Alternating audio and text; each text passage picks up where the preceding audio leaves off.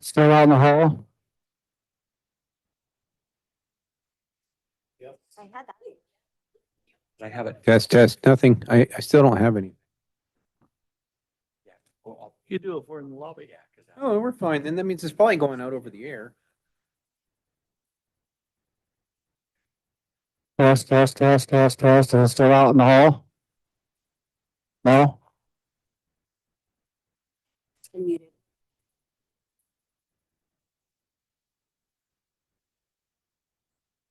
So anyone know any sing-alongs?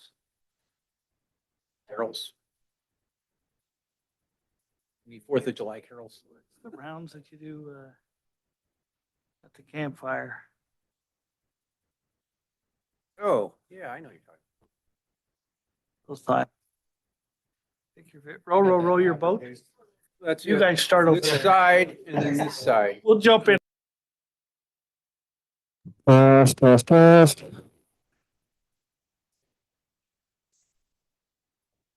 Dang it. We're gonna start a round. Row your boat. We're gonna let them go first. How many police officers? You go does this second. city need? We'll go third. There's like 4 of them. frustrates me. Yeah. One's a code enforcement. I think. We got 4 of them. Test.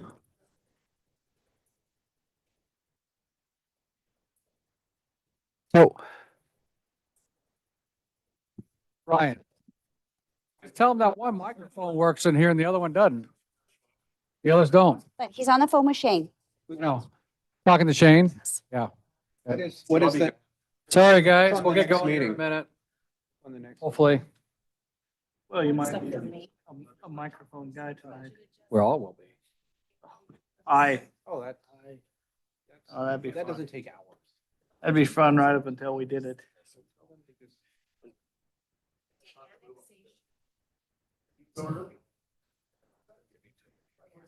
Ooh, nothing. I know, but I hate technology with a passion. Is it working? Oh, I've loved it until it doesn't work.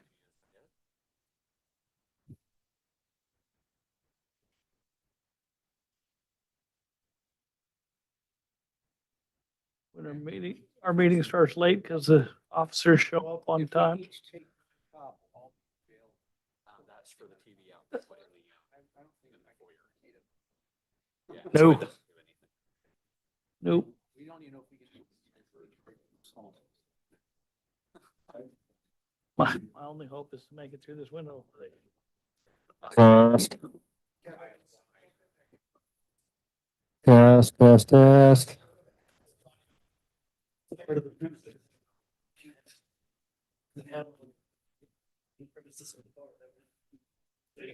Ryan, is the other microphone working in here? Was that when you, Can- yeah. There. These are not.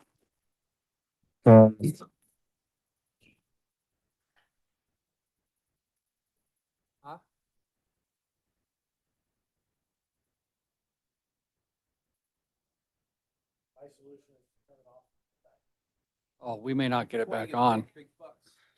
Can you hear through this microphone? Yes.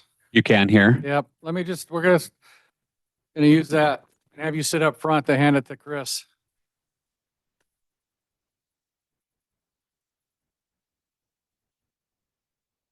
So we can get going. Take it down, pass it around. All right. Is it working now? Yeah? Can we turn it up a little bit? Testing.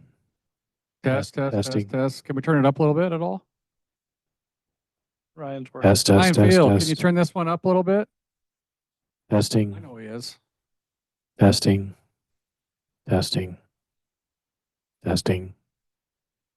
Is it going down or up? Mayor Chadwick.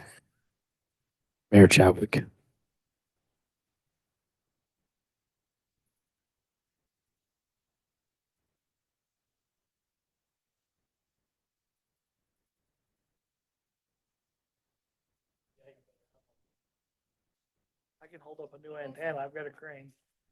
Well, you know what? Problem solved. Can I, Can we get going, Dana, with this one, please?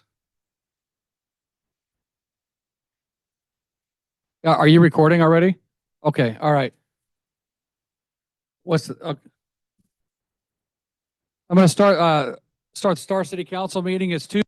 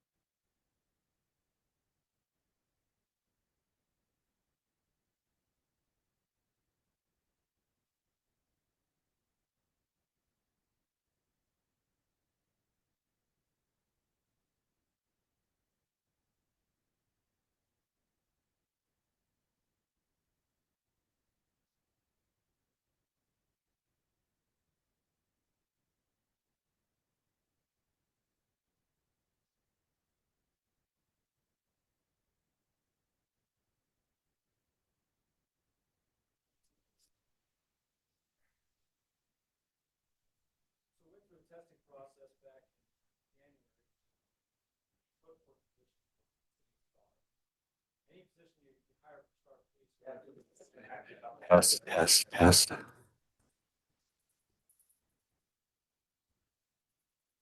Pass. Yes. Mark. Testing.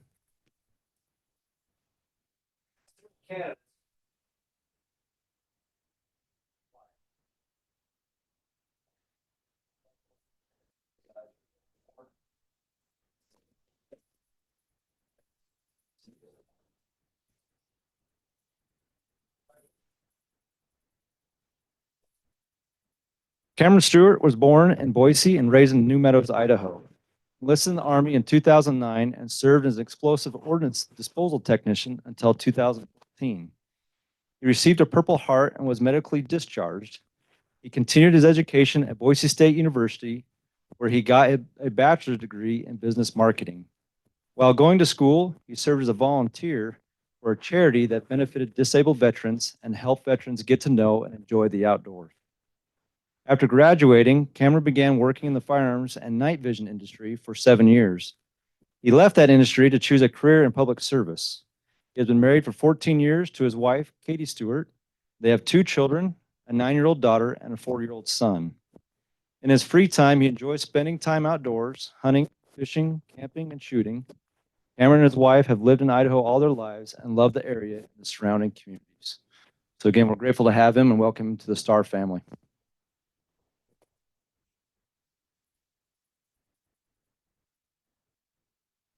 Just want to say thank you to the Community Star and Ada County Sheriff's Office for giving me the opportunity to help serve and work in the community. So I'm glad to be here.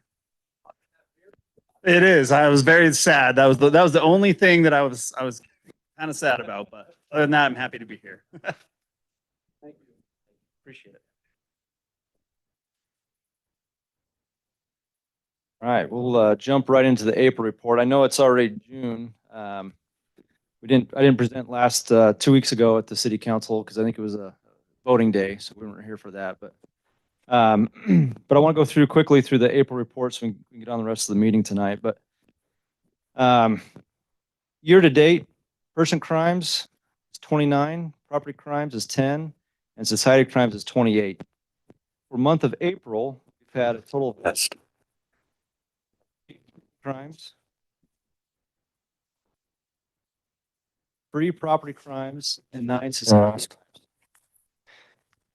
The explanation of those crimes are up in the top right corner there in the brown area. If you want to read kind of what a person crime is, what property crime is, or society crime. The police activity. So we as Star Police try to be as proactive as possible as we're out there, and this shows this month we had a total of 355 citizens calls for service. And that's when somebody actually calls 911 or calls non-emergency and requests us to come. And we had 2,447 proactive policing calls. That's self-initiated calls such as traffic stops, stopping somebody in the middle of the night that's walking through a neighborhood, seeing who they are, anything that's going out talking to the kids at the skate park, those type of things. So again, we've done a good job of being proactive there and being out in the community and talking with the community. Just some things on the select call types there, if you scroll down a little bit. Some things I wanted to point out. I always like to compare this month to last month. So if you look at the month of April of 25, we had 38 crash responses, where in April of 24, we had 45. So we're down about 7 from last year, which was a good thing. Crisis mental health, we also dropped by quite a bit. We had 6 this last month, were 17 or a year ago. And the juvenile activity calls is actually down. Now, I don't know the Freedom Park and kind of juvenile issues we're having there. I'm sure we'll see a bump here when I present in the month of June. But we did see almost half the juvenile activity calls in the month of April. Hello. For the month of April. Traffic stops, we also, one of the things I want to point out, you see traffic stops in April 25, we made 481 traffic stops for the month. In April 24, we actually 367. So we had about 120 more traffic stops this last April than we did a year ago. Number of arrests, if you scroll up just a little bit on the right-hand column, we have 15 total arrests for the month of April. Only 7% of those arrests had to do with drug charges. And then we had a total of 93 citations for the month of April. Our code 3 response time, so if you just scroll down a little bit more, down on bottom right now, our code 3 response time was 2 minutes, 11 seconds, which our goal as a city is under 4 minutes. So glad to see that down. And outside of City of Star, so we do help Incorporated, Ada County, also Eagle, and sometimes Meridian. Total of 2 minutes and 11 seconds for that as well. With responding well with those for the month. So that's the April report. I'm happy to answer any questions that maybe the mayor or city council have. Yeah, just a real quick question there, Chief, on the arrests. What were the most of the arrests? 'Cause that's a big jump on arrests from in April from like March or February. We had 15 total arrests. Yep. So we had 3 battery arrests. 2 of those were domestics. We had 2 stalking, which is somebody that's obviously following somebody else, those type of things, and they might be combined there. We had an aggravated assault that happened and a domestic violence in front of a child that we made. Did have familial possession charges, 3 marijuana charges, 1 methamphetamine possession, 1 video voyeurism charge as well. So those are kind of the arrests for the month. Test. Testing.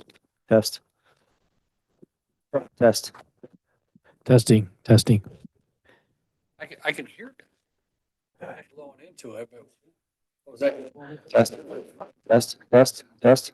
I think it's working above on that speaker. Yeah, a little bit coming through.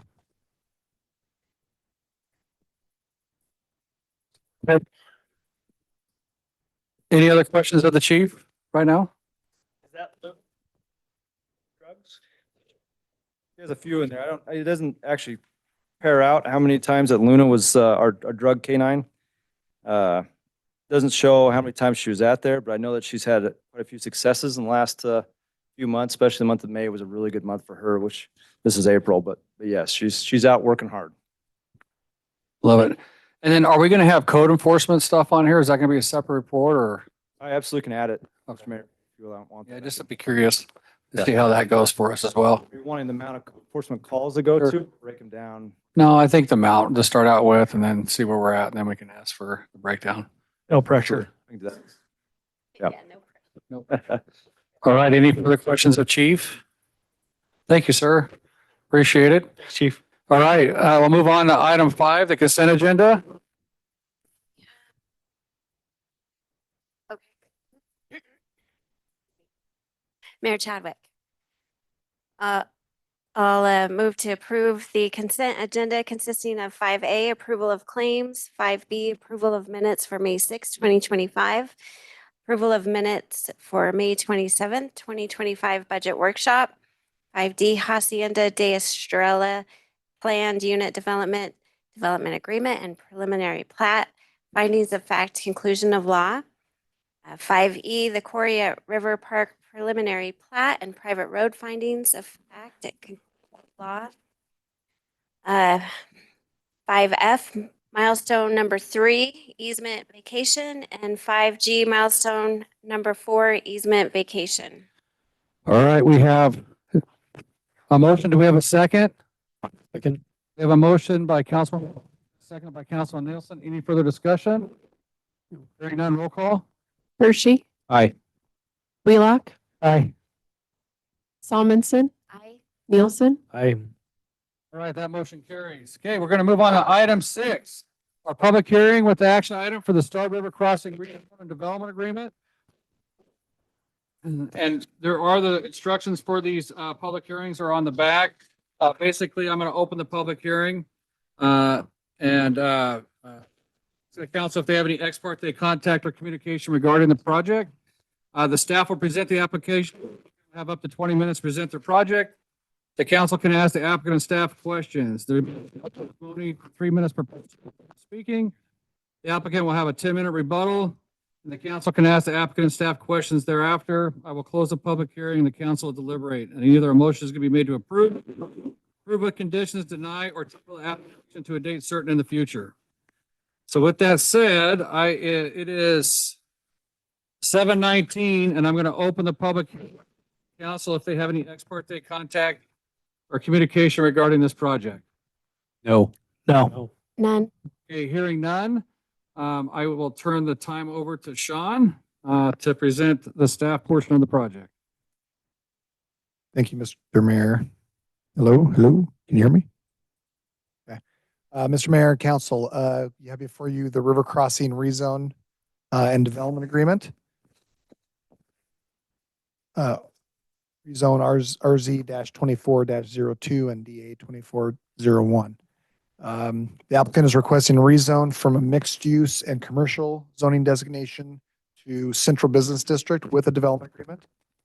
Included within the development agreement discussion tonight will be a request for approval of specific allowed uses. One of those includes a fitness center. Application requirements, including submittal requirements, agency transmittals, legal noticing, site posting have all been completed to the requirements of the Unified Development Code.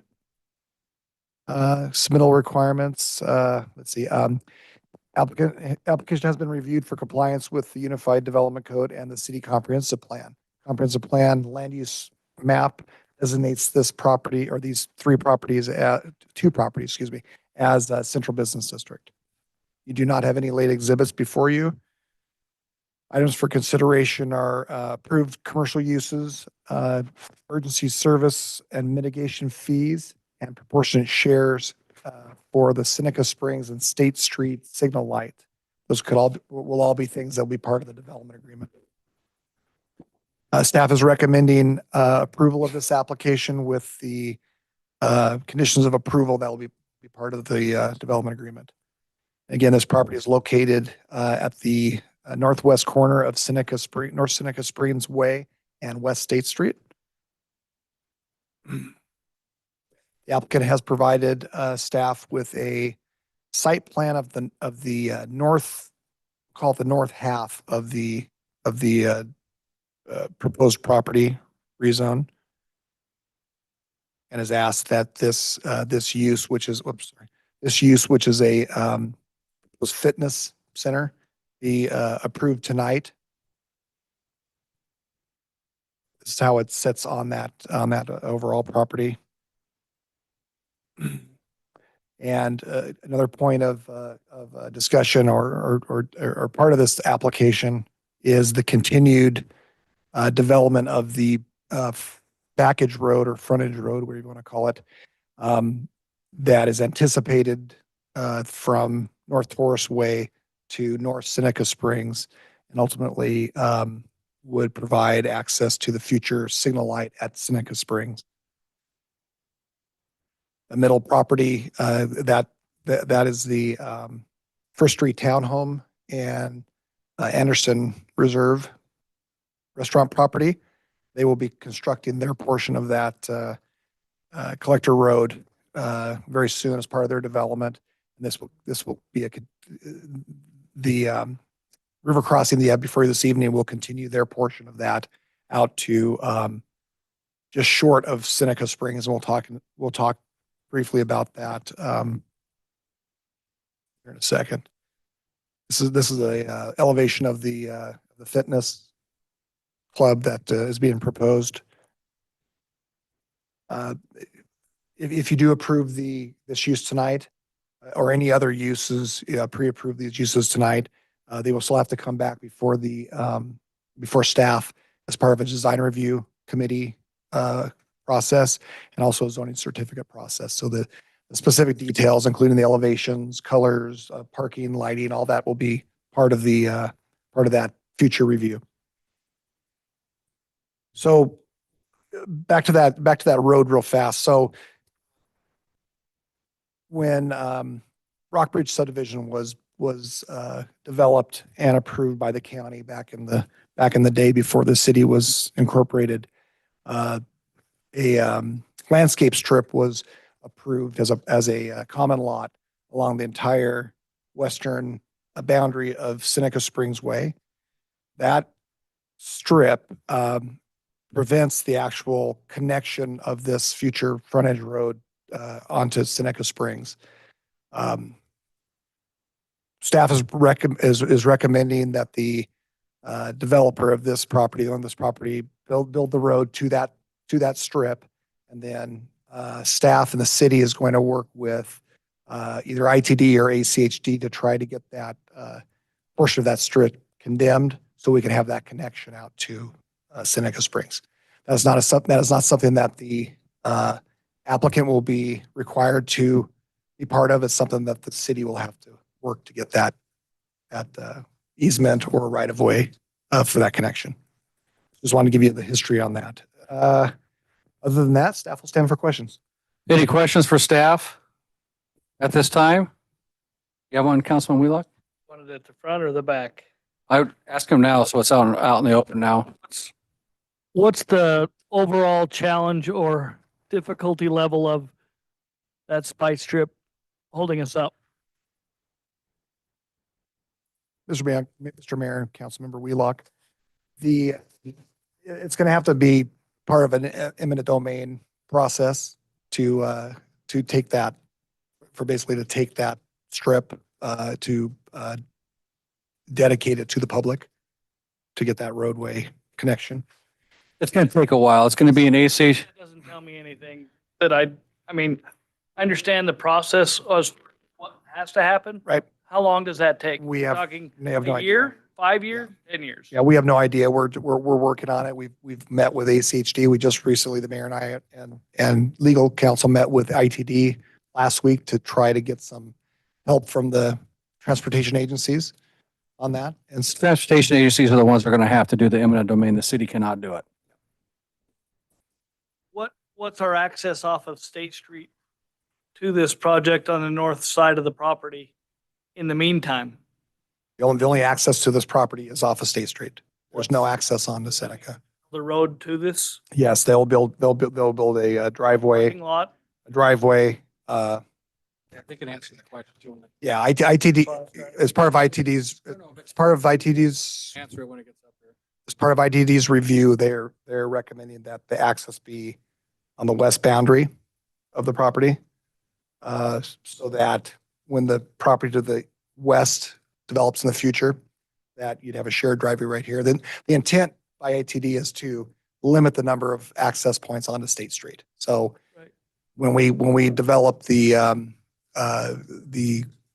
ECAMP map and included that backage road, that was our intent, is to help ITD with those elimination of those access points. So as the properties develop between Seneca Springs and Taurus, that we will slowly eliminate some of the access points in favor of that frontage road. And maybe this is my short-sighted. If it doesn't take long to connect that, it saves them having to build a road all the way to that other development. Does that make sense? It does, but it's all going to be determined by ITD and ACHD on when they can get it on there. The applicant won't have a say in that.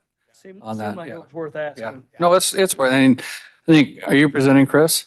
So when Chris comes up, you can talk about that road. And that's part of the problems with when you piecemeal multiple parcels, we develop them individually, as opposed to have a master plan where you take an entire block and master plan it. You've got to work around, existing property rights, existing access points, things like that. The ultimate goal is when this entire block develops, we'll have a backwards road, we'll have limited access onto State Street. Access will be through that frontage road and ultimately out to that signal light at Seneca. Cool. Any further questions? Mayor Chadwick. Councilwoman? So regarding that backage road, is it going to be a private road? It'll be a public road from the very get-go.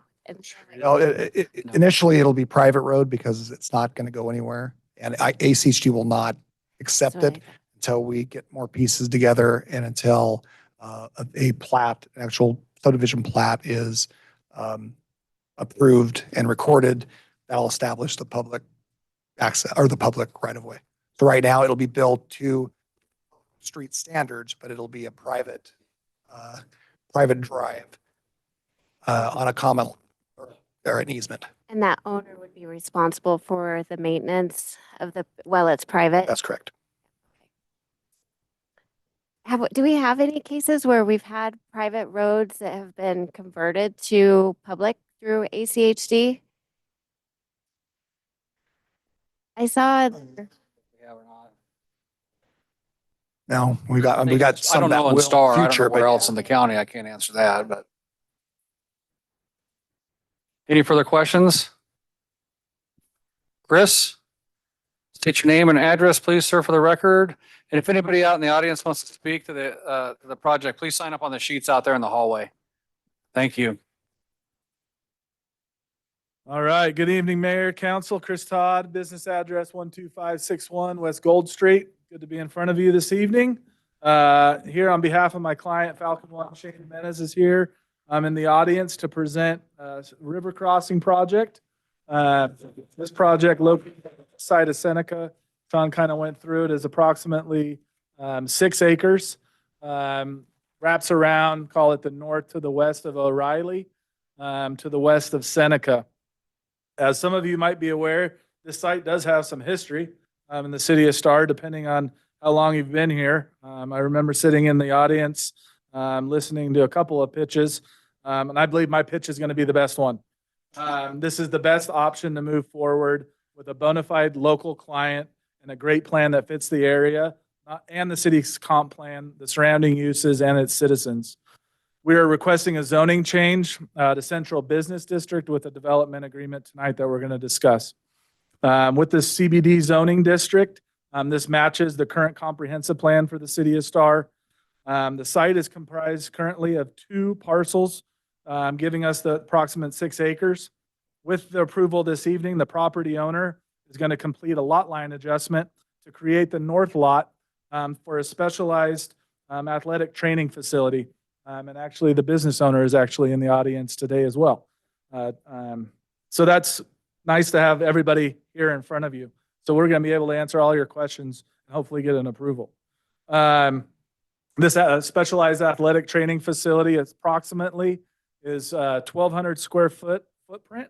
And that future end user is going to provide a service that the community is looking for. This first building would start construction as soon as feasible and possible. We have provided a couple of the conceptual plans. If you're familiar with some of the training facilities in the area, the proposed use and user owns Off the Field athletic facility. It's over off of Franklin, just to the west of Eagle Road. Specialized sports training for a variety of different sports, for young athletes to teenagers to even adults, to Boise State football players, to Boise State football players that are trying to go to the next level. Every type of athlete that you can think of is looking for these type of facilities, and there's very few in the valley that serve them. So this site will capture some of the folks from Eagle, obviously Star, anywhere in this northwest Ada, northeast Canyon County area that's currently traveling to Meridian, Boise, anywhere south. With the current number of people that are doing this, we feel like it's going to take some of the pressure off of roads at the end of the day too. The proposed site and everything that we were talking about this evening, make sure I'm going the right way. I'm probably not. There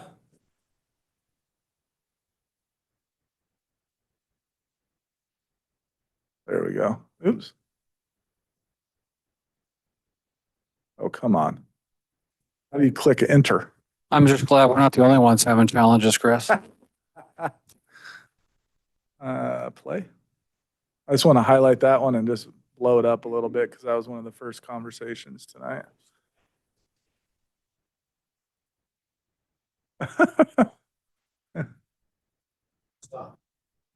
Right there. That'll work. So with Shane, we've had multiple meetings with transportation districts, ACHD and ITD, trying to figure out what we're going to do here for transportation. We feel like this is our biggest site constraint that's at the site. Sean hit on it a little bit, but the approach we've been asked is to put it on the west side of the property. This will allow cross access for future development to the west. ITD is also, ACHD is also requesting that we have cross access back to O'Reilly. So there will be cross access that goes along the frontage in order to reach those other properties. As you're traveling north from State Street, then that's when we hit the common collector that will be from Seneca to Taurus. This is the section that would be on this subject property. How we're going to handle this is it's going to be a private road with a dedicated, call it easement, for the city. Once the city then has it as an easement maintained and operated by the landowner, then the city can start the discussions with the right transportation agency that's going to take on how to make that connection across the Spite Strip. For the history of this project, we know that the Spite Strip, working with the homeowners association and kind of the difficulties that possess, it is not in our wheelhouse jurisdiction or request that we can get it done. Otherwise, we would have had it done before we got here. So that's why we're having this Spite Strip that's currently there, and this is how we try to work around it in order to make this connection. Sean hit on it a little bit, but this is part of the Economic Corridor Access Management Plan that goes from Seneca to Taurus in order to provide a backage road or a link to these commercial central business district properties for future development. Let's go to the next one, Sean. Oh, yeah, there we go. Perfect.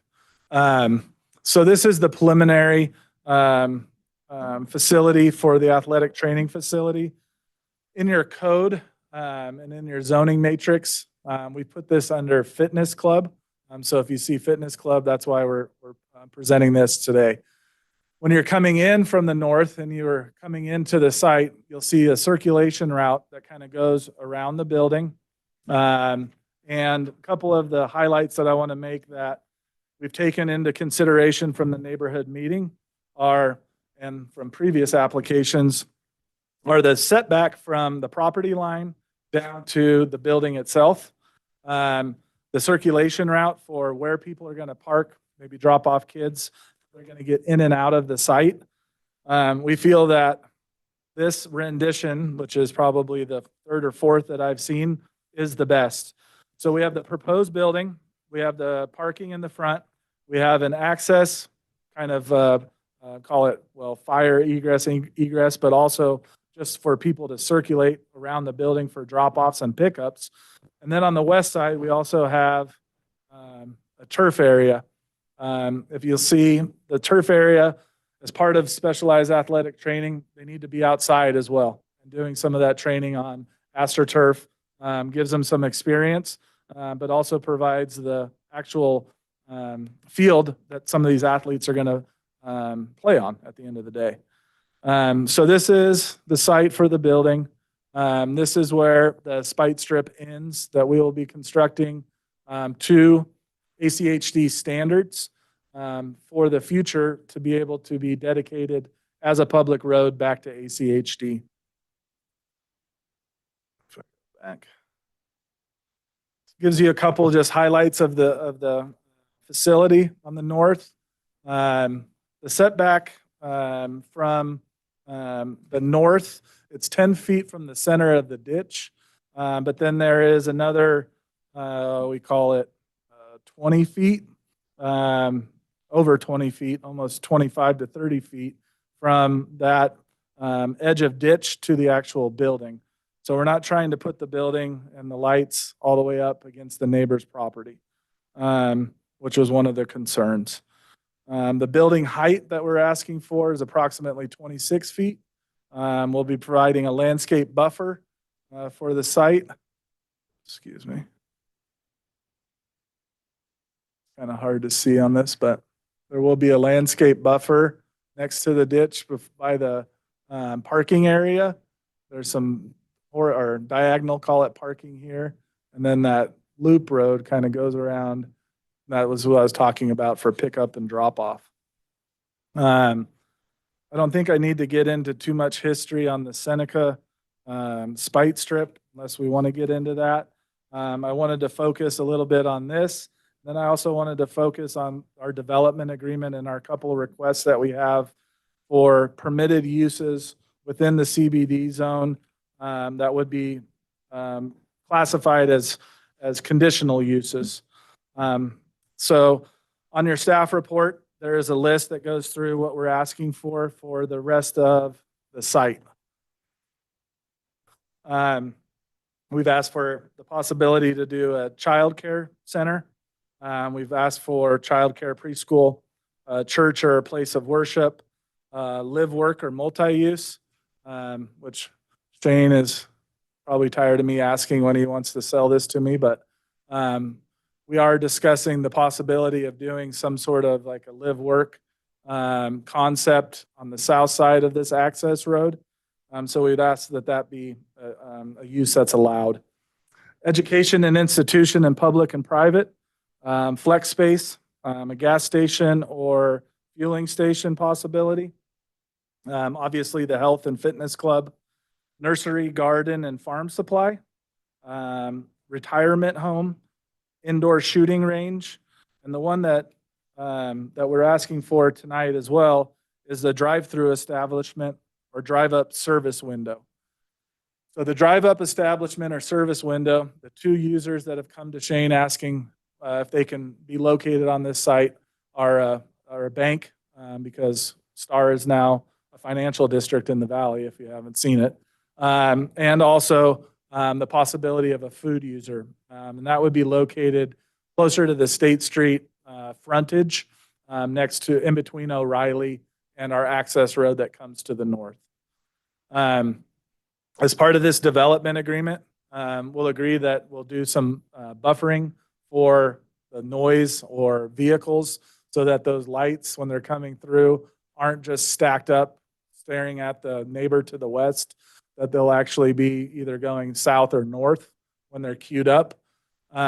We do see that this access road, it will be a benefit, although the neighbor probably doesn't see it now, but in the future, it'll provide a cross access that's already approved and built for the future of that site. Those are the uses that we're asking for to be added in for our development agreement as permitted uses, so that we do not have to come in front of you for a conditional use and then another conditional use, and then you get tired of me talking to you. Those uses, along with the specialized athletic facility, training facility to the north, we feel we can create something that's going to be a benefit for the city of Star. We're going to have a larger user pushed to the rear. It's a good location to get people in and out. It's large enough to be able to accommodate that space. In the middle could be a mix of commercial uses or mixed use townhomes, live-work units, and then a couple of commercial users, most likely to the south.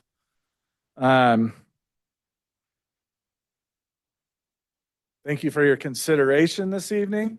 Like I said, we have our whole team here today to be able to answer any questions. I know I'm the only one that's on the agenda, so I could just keep talking, but I don't think you want that. Okay. And for any questions. Yep, Councilman Wheelock? Sure. Use the Whether I microphone. use my microphone or not, but Yeah, we'll use it. so if you go back a slide or two, okay, right there's good. Is the training facility taking up this whole back part? I would call it the majority of that site. Okay, Yep. Approximately almost an acre and a half to 2 acres. and which is good.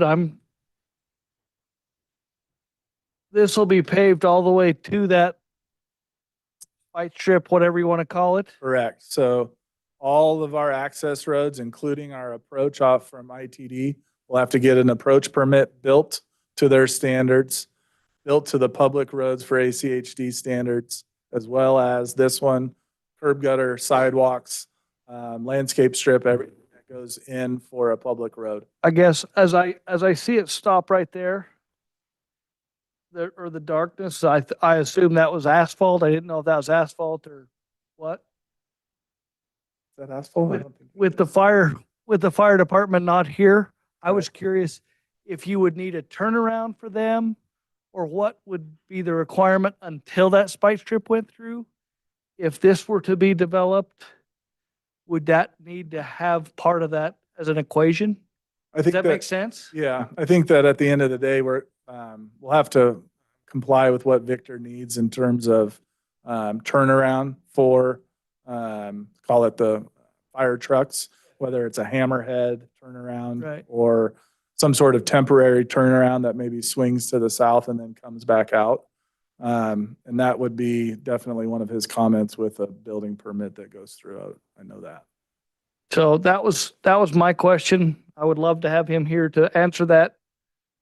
My other question is, if the whole back is taken up by the athletic part of it, Uh-huh. and you've got drive-ins here, and looking at your conditional uses, I would be hesitant to approve an indoor shooting range closer to the residence as opposed to against State Street. Right. Just for noise. That would be my only hangup in your drive-throughs and indoor, outdoor. Sure.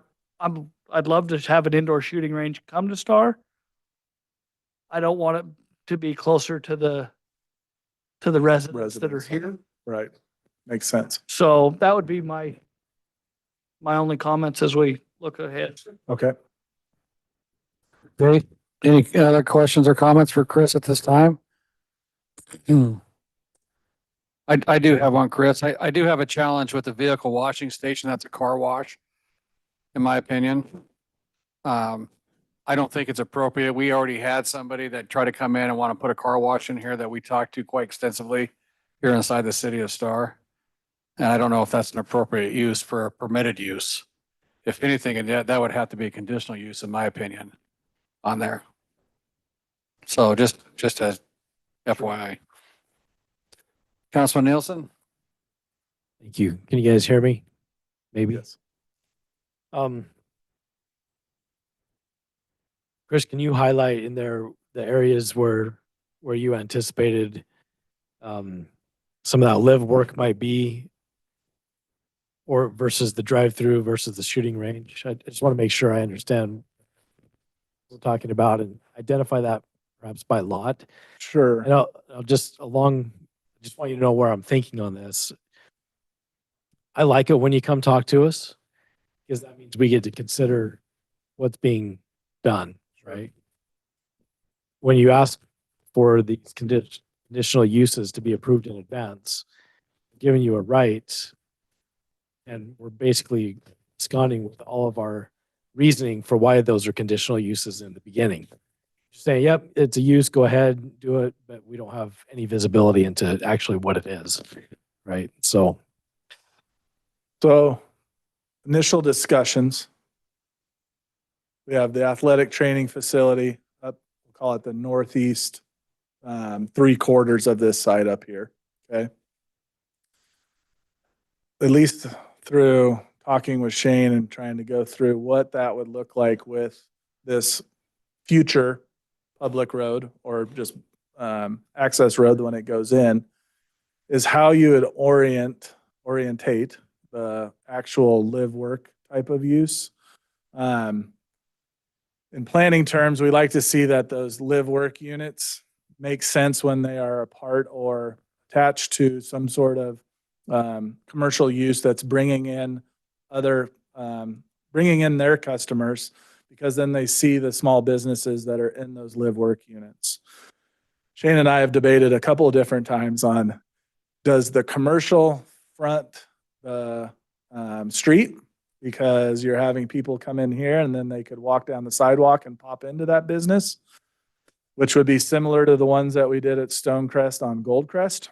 Or do we look at more of a mixed use building along here that has maybe some parking and call it conventional style commercial parking that would feed some of the other commercial users?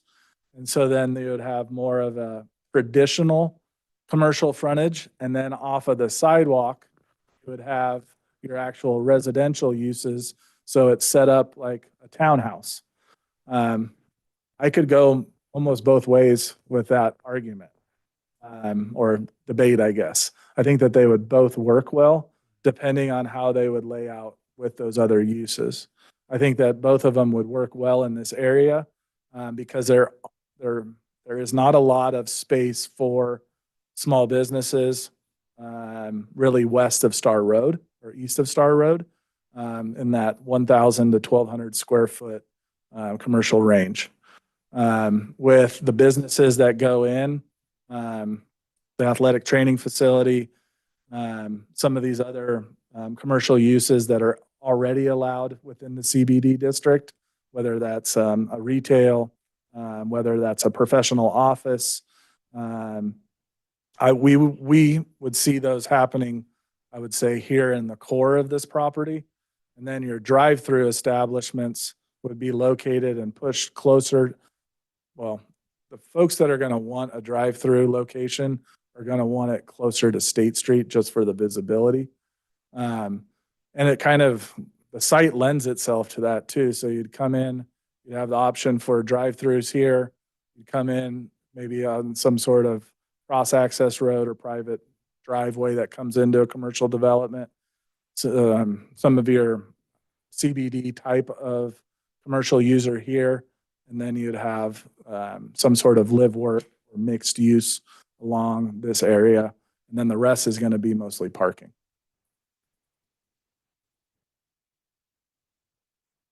What about if you were to have the shooting range like he was talking about, where would that go? I know not all these uses are going to fit on there, so it's going to be whatever. But if you were to throw a shooting range on that, to kind of go back to Councilman Wheelock's discussion. If a shooting range probably came in and said, we want to put this in tomorrow, and Shane says, we're ready to go. Don't want to speak for Shane, but I'm pointing to a site that would make the most sense would probably be right here. Right. And that would take up the whole thing. Yep. Okay. Very good. If we wanted to condition that so that if it is an indoor shooting range, let's say maybe for the council and Mr. Wheelock or Councilman Wheelock and Nielsen's comments is a shooting range may be approved north of State Street, south of the proposed corridor access or future right of way. Yeah. Something like that. Okay. Any other questions of Chris at this time? Councilwoman? Thank you. Since we're talking about the uses, I had a few notes too about them. And so, let's see. For the childcare, are you looking for all of the categories or just the childcare center? We're looking for childcare center and then childcare preschool or early learning. Okay. And then, can you tell me again with the drive-through, you mentioned a bank and what was the other one? Did you have another? You'd call it service style, so Service. fast food, most Oh, likely, Okay. or some sort of food business. All right.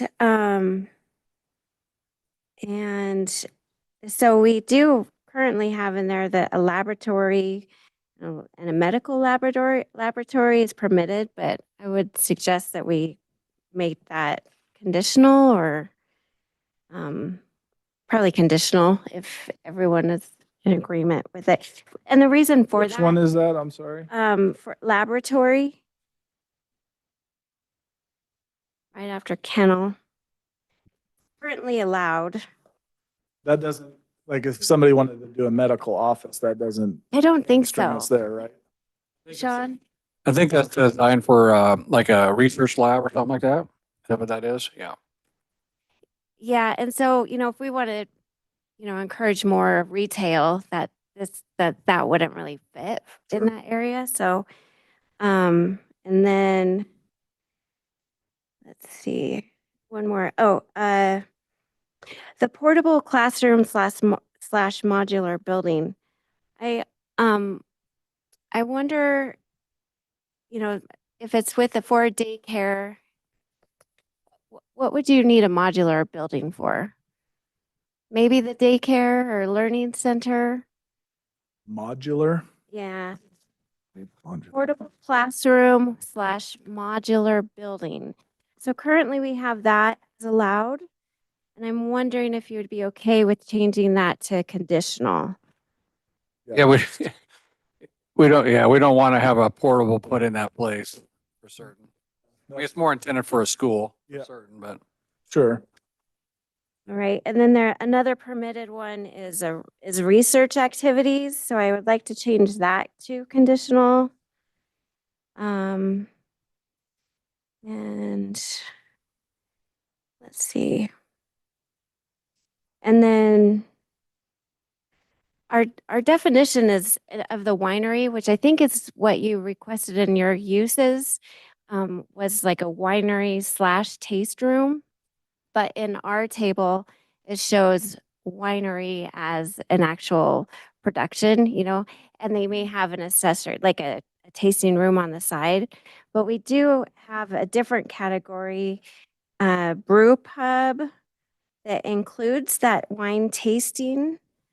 As a permitted use. Yeah, as a permitted use. So. Okay, I think with that being a permitted use and then the winery being conditional. Okay, all right. No, okay. All right. See if I had any other questions. I'm sorry. I think was it's that- all, yep, that's all. That's good. Thank you. All right, any further questions of Chris at this time?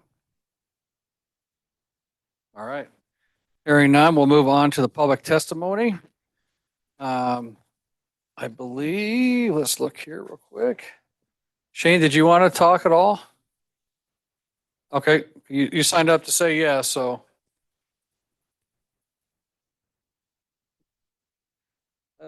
We might go back just to the circulation map for a And second. just say your name and address too for the record, Sorry. please. My name is Shane Jimenez and I live at 5460 North Bogus Basin Road. Don't you want to share? The one, the This colored one? one, yeah, this one right here. So I just wanted to clarify a couple of things. Well, first of all, thank you for your time. I know that we're one of the only agenda items tonight and I appreciate you guys taking your time. I know y'all have other things to be doing and anyway, I'll move on. On the, I call it the Boulevard, property. I guess one thought that we had on the Boulevard property was that, we would rather not build an entire boulevard to ACHD standards and then find that, there's not a way to progress that boulevard through this Seneca Springs property. It'll be very expensive for us to do it. And I think that, we're willing to do it. It's just when is my question. So when you see that darker section right there, that darker section was really more of a common drive aisle, which will be incorporated into a parking, probably a greater parking field. So it won't look like that at the end of the day. It'll be a large parking field with parking stalls and landscaping and all those types of things. This would be our proposal for a temporary solution until such time that the Seneca Springs situation got figured out. Once we knew that there was actually a road that would carry traffic from on and off the site, we'd be more than happy to build, it out to the ACHD standard is just one thing that I wanted to visit about. Beyond that, we're excited about the project.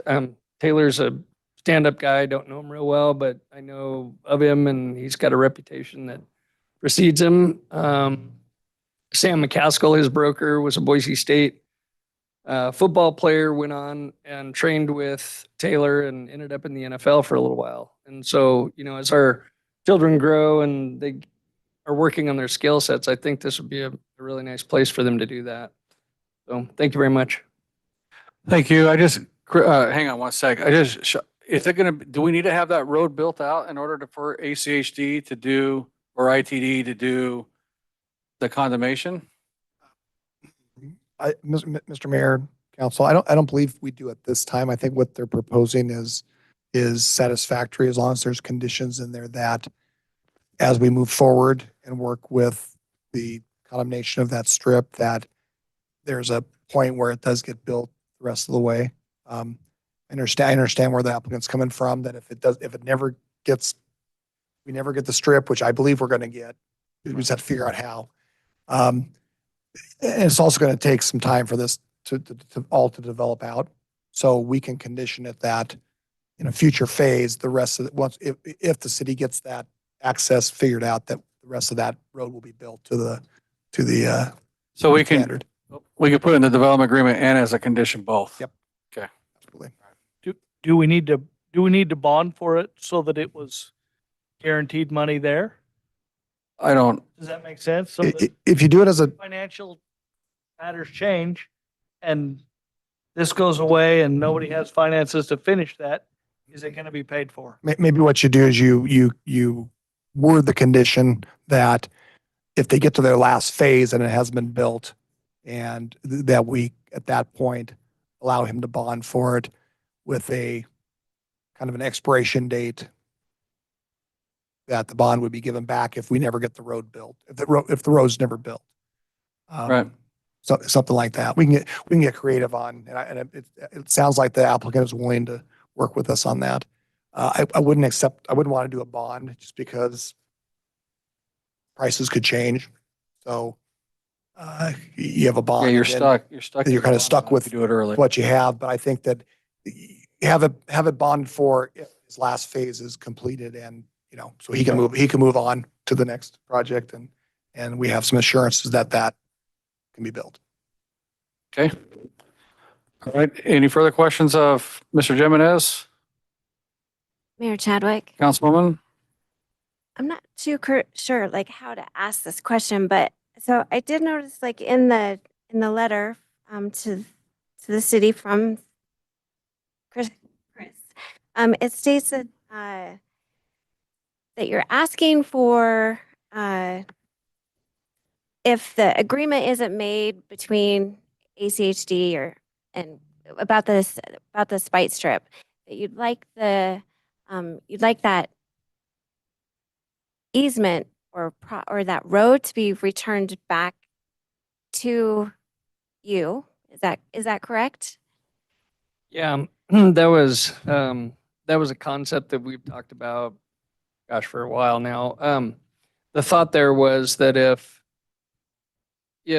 the city and ACHD and ITE don't come to an agreement or find a vehicle and actually be able to execute on it to build a public road through there, then that's going to be just a wasted piece of land. And our thought there was, then what do we do with it?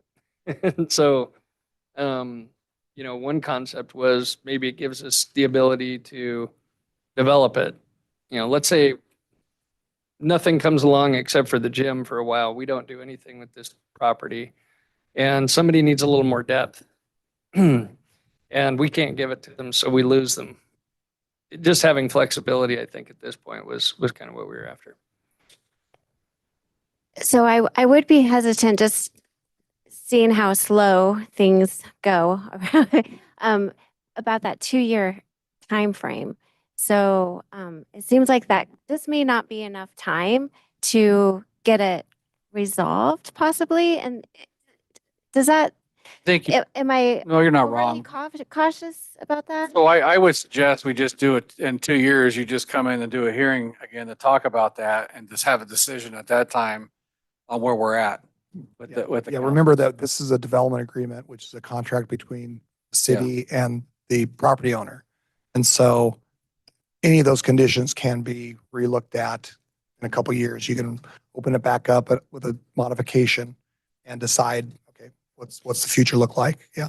Or But also keep in mind that we're at this point, we're not asking for that to be a right of way. It'll only become a right of way if we can get the Spite Strip removed and connect the road. So it'll be an easement. So if they build it right now the way they're proposing, with it only going halfway, and it never connects to the east, then we could just relinquish that easement back to the developer, and then they could build on that piece of property. Got it. Okay. Mayor Chadwick, Councilman Nielsen. I guess my thoughts kind of go in the exact opposite direction. We've got other users along that boulevard or package road that we're calling it, that have come through and that we have required them to build it, or we are requiring them to build it. There's no such, clause in their development agreement to maybe take that back. So we're going to get pieces of this road built that may not connect. And I guess I'd like to look at it from the perspective of, we can connect off of Taurus. It can still be a backage road that serves all of these commercial and residential uses back here. And maybe we ought to be looking at putting a cul-de-sac at the end of that, the turnaround, so that can be just go down the road, turn around, go back. And Seneca Springs isn't an outlet, but it's self-contained for all of those properties between Seneca and Taurus. I think when staff looked at this, the property with the First Street townhouses and the restaurants, a little bit different because it's in the middle of the block. And so that needs to be built regardless, because they need that access point. So as what you're saying, Councilmember Nielsen, is if you had a turnaround right there, that you could still come in, access this, turn around, but you'd still be able to, access everything else to the west. Right.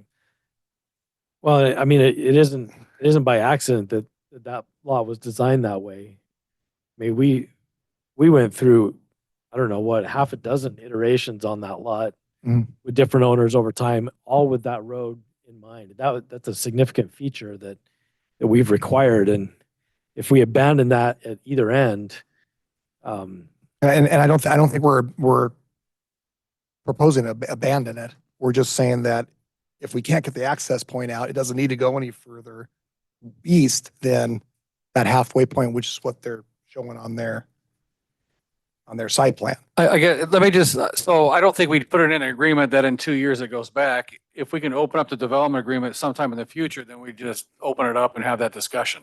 Yep. If we don't do anything that puts a timeline on that because we don't know how long it's going to take Right. ACHD or IT to go through that process. In best case scenarios, Shane, how long do you think, what's the soonest you'd be able to build out this entire property? Best case, I mean, if best case, if you've got, Well, it's a great question. I think, with the fitness center going in, we've had a lot of inquiries, honestly, that we've just tabled because we don't have, we didn't have our circulation figured out quite yet. And now it feels like we're getting that figured out. And I think that, we have groups and some of them may even be present here that would have an interest to move forward. So I could see this whole site being developed out maybe in the next 18 to 24 months. It could take a little longer. Mr. Mayor and Council, we're going to have a good idea. Chris can jump in a little bit if he wants to. Well, we've just recently had those discussions with ACHD and ITD. ITD is actively asking their legal counsel the best way to approach this. We're going to have an idea here in the next 12 months which direction we're going, if we're legally going to be able to do it or not. And so I would suggest that we keep going this course with the conditions, understanding that we'll probably have to come back and modify this, almost like an update to see where we've gotten legally on that access point. Okay. Any further questions? All right. Thank you, sir. Thank you. Appreciate it. All right. Is it Randy? Mr. Randy, is it Bates? All right, Mr. Randy Bates. And just state your name and address, please, for the record. Randy Bates, and I'm at 266 North Holland Place here in Star. And I think I drove the short straw tonight. I'm a part of the Rockbridge Homeowners Association. I'm board of director, and I'm speaking on their behalf. I do have a. Did you guys vote on it that you had to come?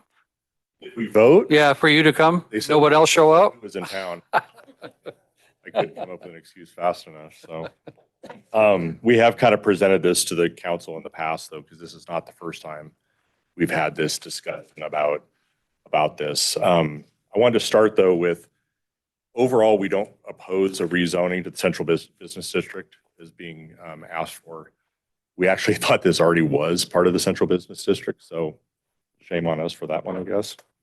But really the matter that we're talking about is the ownership and the access rights related to, I'm sorry, I find it offensive that we call it a spite strip, but the strip of land commonly referred to from our perspective as a common area strip. It lies between Seneca and this proposed development.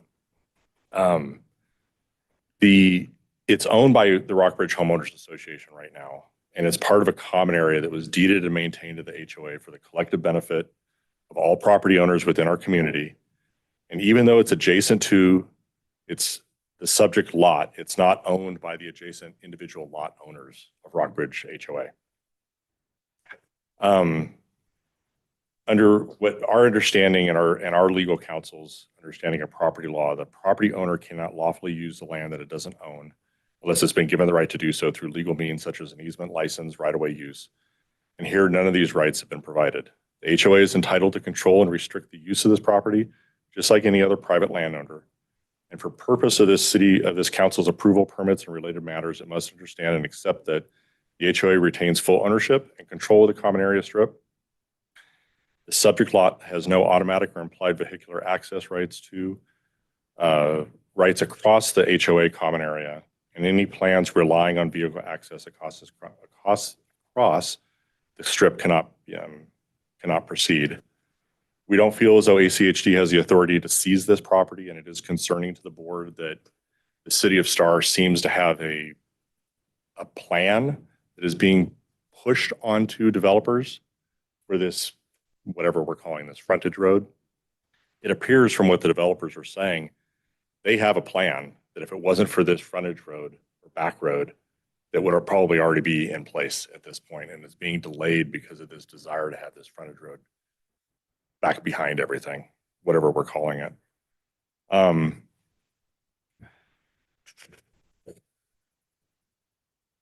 Yeah, I think what I said earlier is that we really, from a board's perspective, with the council and the city talking about eminent domain, private property rights, and the potential trickle down effect that could have in other areas in our community. We're kind of setting a precedent by doing this, and it's at least concerning to the Rockridge board. A couple things that were brought up, so this is not really part of our pre-prepared stuff, is that we wouldn't agree necessarily with an indoor range. I think it's very concerning to have something like that within the city close enough to homes and there's a ton of kids around here. I mean, let's face facts, they're all over the place these days. So having something like a shooting range in that would be concerning. There was a comment made about a live to work space in the center lots. I don't know how that conflicts with the central business plan as a business district with living space. It doesn't conflict with it. In fact, it's allowed. We have it actually already down the street Okay. on that. And then the only other thing would be a concern with and I appreciate what the developers are talking about with the landscape noise border along the north side, how that relates if you have an outdoor, essentially turf field out there and noise and hours of operation. I mean, some of the previous proposals have been, I think, more concerning to us, right? So if you're putting, let's talk about something that's already there because that's easier. It's like a Ridley's in there with reefers running at night, that type of thing right behind homes. Something like this, I think, would be certainly much more amenable to the homeowners back there, especially if you have some kind of noise barrier. And then the last thing, and this is just my own personal question, I guess, to the council is, I think staff mentioned that there's a proposed streetlight at Seneca now. So I'm gonna talk to you about that. Are you? Perfect. Yeah. So for us to get the street light, this is where the give and take needs to happen between the HOA and the development up there. In order to get that street light completed, it's going to take these businesses there to help pay for that light to happen, to get your residents out on Highway 44 safely. And so there needs to be some give and take on that, that concept right there. Because it's something that we've been pushing for with ITD to allow a light at the Seneca Springs location, because it's a friggin' nightmare. I know that for folks to get out, it's dangerous. And quite frankly, when it becomes a 5-lane segment here in the next couple of years, it's going to get even more dangerous. And so the development community down in there is going to help pay for a portion of that light to make sure that that light comes in. And so that spite strip that you're talking about, that's a process that's used in the state of Idaho all over the place. Highway 16 was utilized. I'm sorry, the eminent domain process. Highway 16, they had to do the eminent domain to get that highway to go through. They purchased right away along Chinden Boulevard all the way down and did some eminent domain in order to widen that roadway. And for us to have that backage road and to get that light and get ITD to agree with that, they're going to take access away from those properties that are along there and force them on the backage road. So there's a give and take that has to happen in there, right? With that. ITD. Minute to be able to put a street light in. In order for us to get the access for these businesses to pay for it for their benefit, you have to have that eminent domain to get on that light. Unless the HOA is willing to sell them that segment to get in there, right? But that's how we get that light put in place, is by having the development community come in and take care of a part of those lights along there.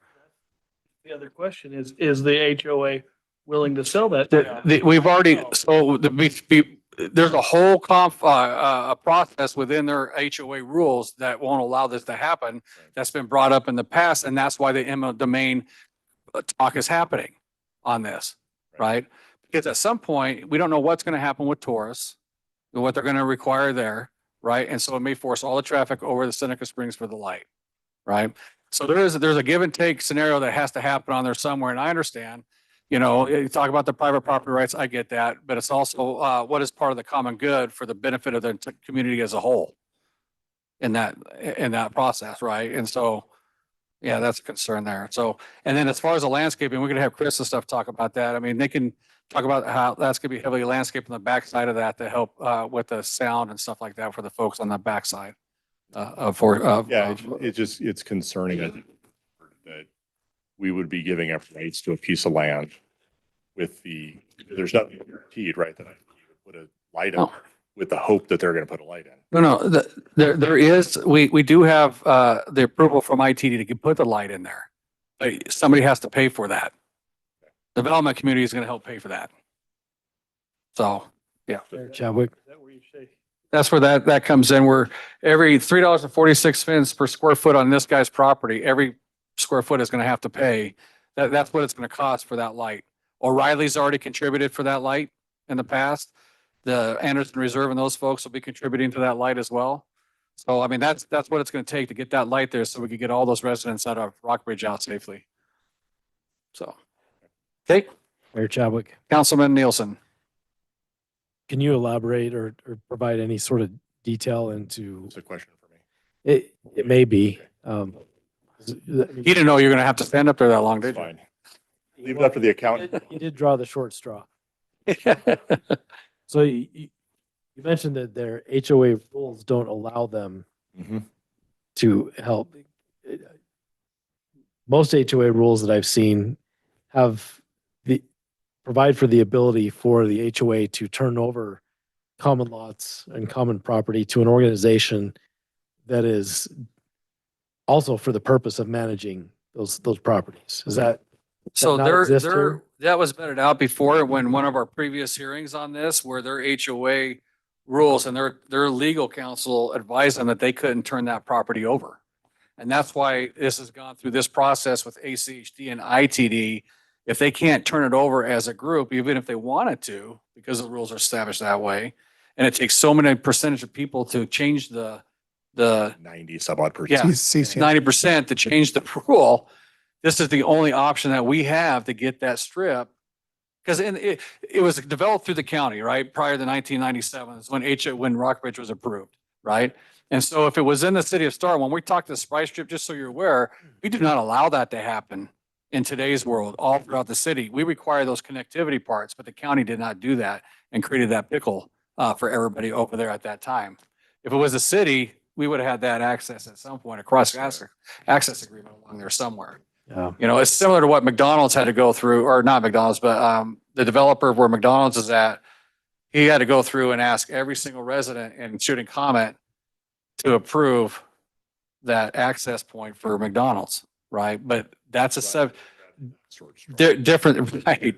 Different set of rules than what their rules are over there. That allowed them to do it that way. So, yeah, just to kind of point that out to you. I know who to thank.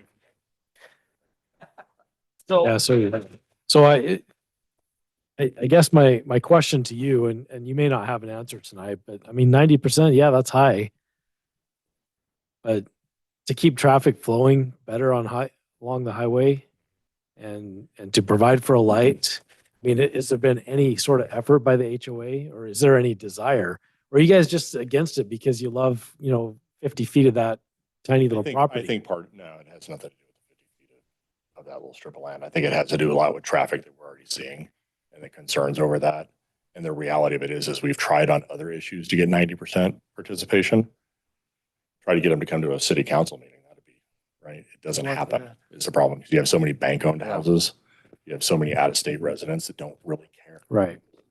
Respond to you, let alone vote on something like this. That's the challenge. Yeah. Well, so I guess I'd ask you to take back, rather than an offense that the city's trying to do something. I mean, everybody recognizes that you have the right on the property. But I don't think this is a slippery slope. That is, as far as I know, the city of Star has never undertaken a domain. So city can't do eminent domain on the roads because we don't control the roads. So it's Right, all. but even on any other property, we don't force annex. We, No. generally, property rights are on this council are extremely important.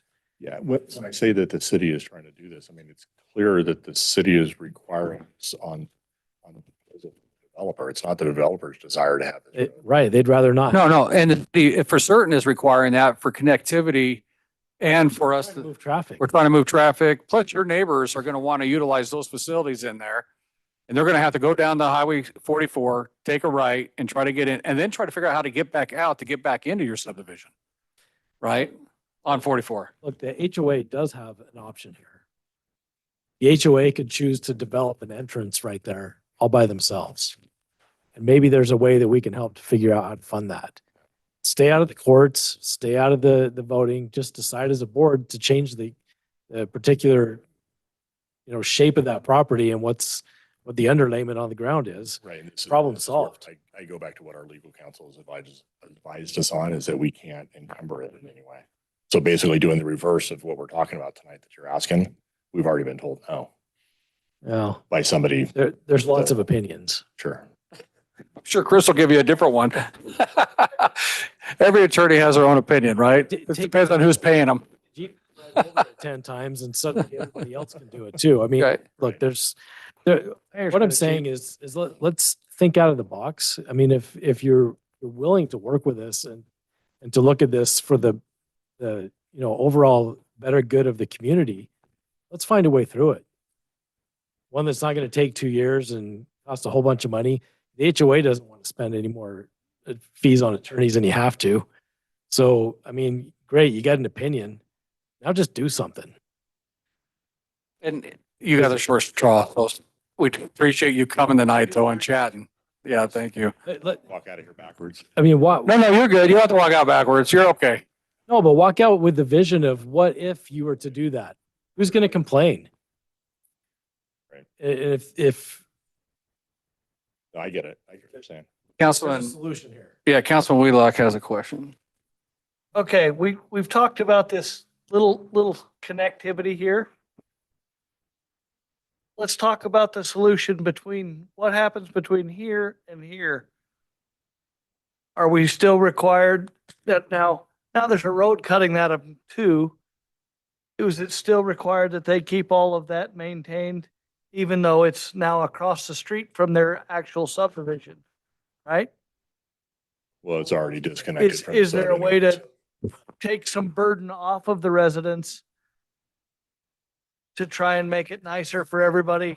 I don't know. I'm looking for. Well, some- so I will tell you, that was It's a positive. Well, that was proposed at a previous project on here, proposed to take over all the maintenance on that with their development in the past, but this was the hang up with what the legal counsel is saying about putting that road through. If you go through condemnation, there is no requirement for that. You can't force that, but you do have roads that cut through stuff all the time. Sounds like the city's looking to pay for it. No. I will tell you, we will, if you can get us that access now, we can get them to pay for that maintenance. I can almost assure you that all the way along that strip and pull that out because that takes care of all the issues that these guys have been working on. Right? That's where you need it. I mean, that's where the HOA needs to come together. This is the compromise on this whole thing when we're talking about this. Number one, we get a light and make it safe for the citizens of the community that's in there. You get rid of some additional burden cost on there on maintaining that strip that I know no one likes their HOA fees to go up. And then we get rid of paying the attorneys on going through this as well, which is part of the HOA fees going up, right? Unfortunately. So, but anyway, that's where we're at. I mean, that's discussions that can be had and Chris could talk to all that. So on there. So thank you. Appreciate it. And you can walk around, you can walk normal. You don't have to walk backwards. So. You got plenty of deputies back there that got you back there. All right, Miss Kathy Freeman. Are you here? There you are.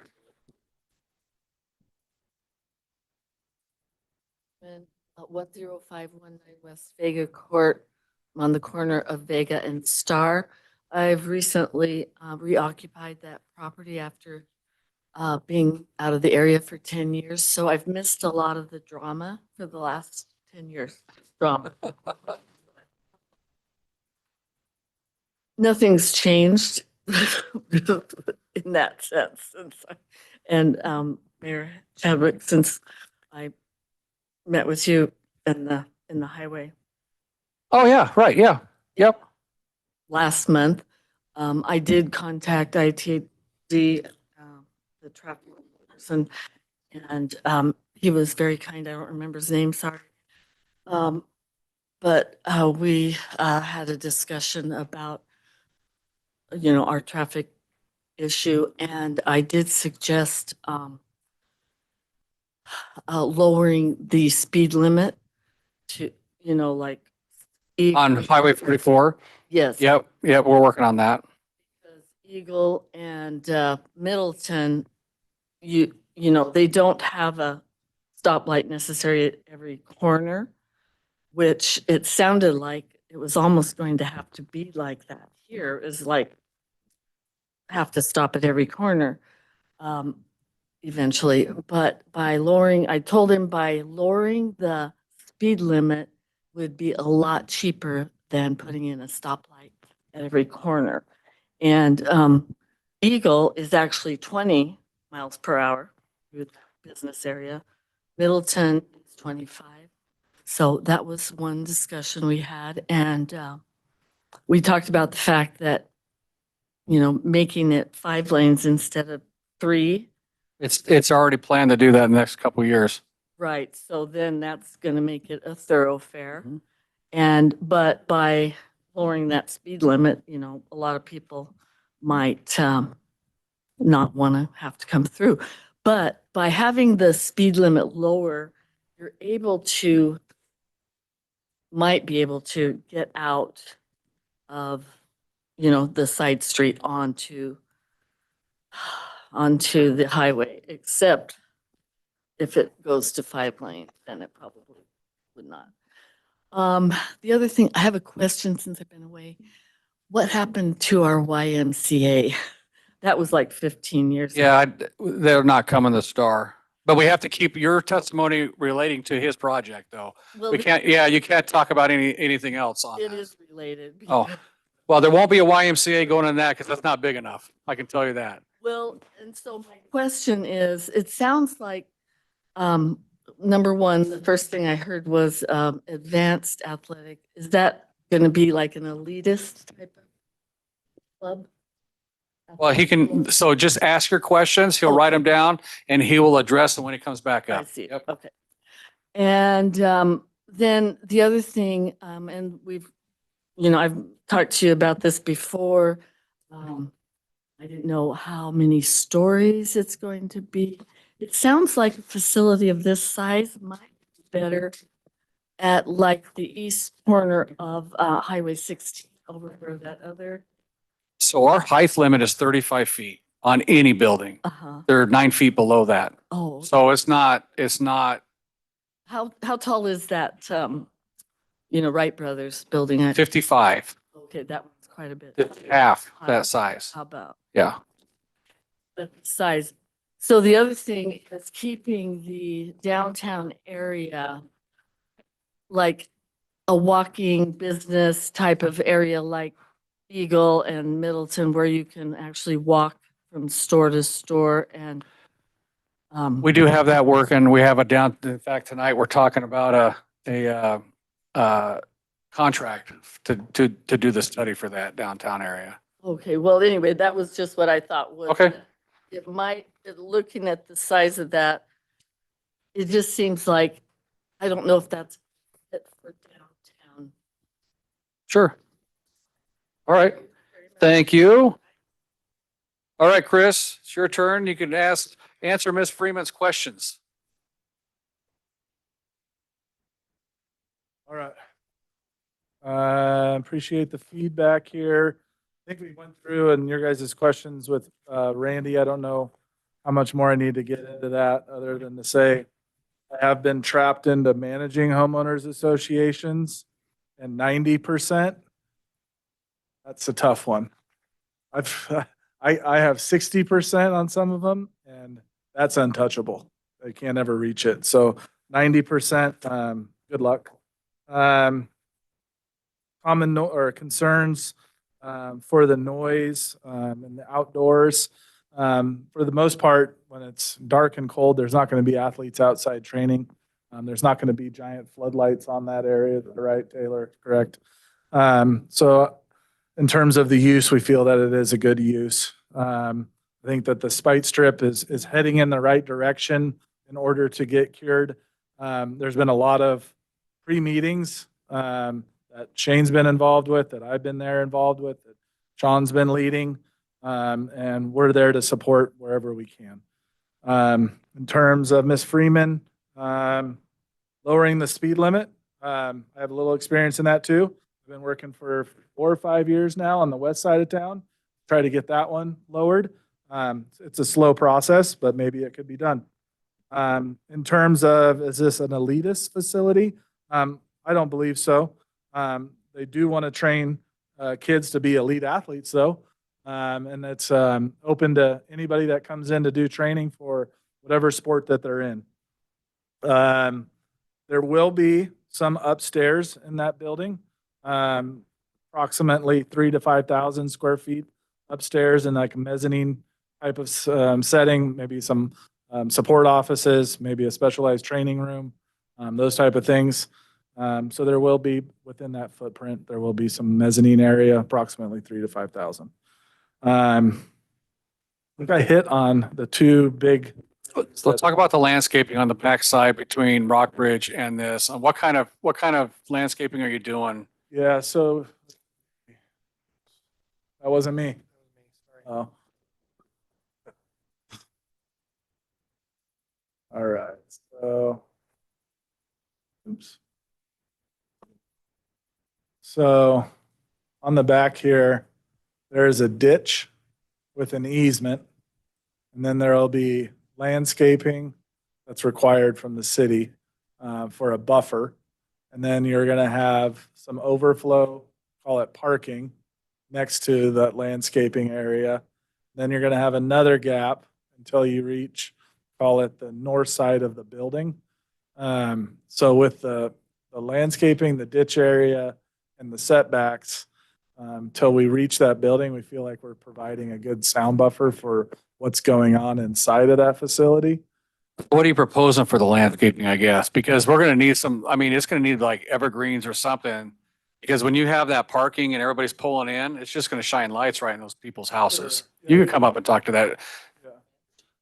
Well, you have the fence, but I mean, there's Rockbridge's fence is old, right? And if we're just having that fence and then landscaping, we need to figure out something for that, the light stuff. So our thoughts on this is we're actually under contract to sell that piece of property. That would be through the building permit process is my understanding. And so they would have to come with a landscape plan. Well, they would, but we can condition it for more landscaping now in this project, which I'm sure it'll happen just because of that. You know what I mean? Mhm. So, I mean, I think we need to try to come up with a plan right now between us, so we're all in agreement on what kind of, how we heavy landscape that. We've done that on several other projects that are, but the residentials like this. Yeah, I think we're open-minded to ideas. If you want Taylor to come up with a landscape plan for his property and present it, I'm sure he'd be happy to do that. Okay. Yeah, you come up here and just, it's gonna, here's the deal. We need to work this out because it's gonna be part of the agreement that gets established for the property as a whole.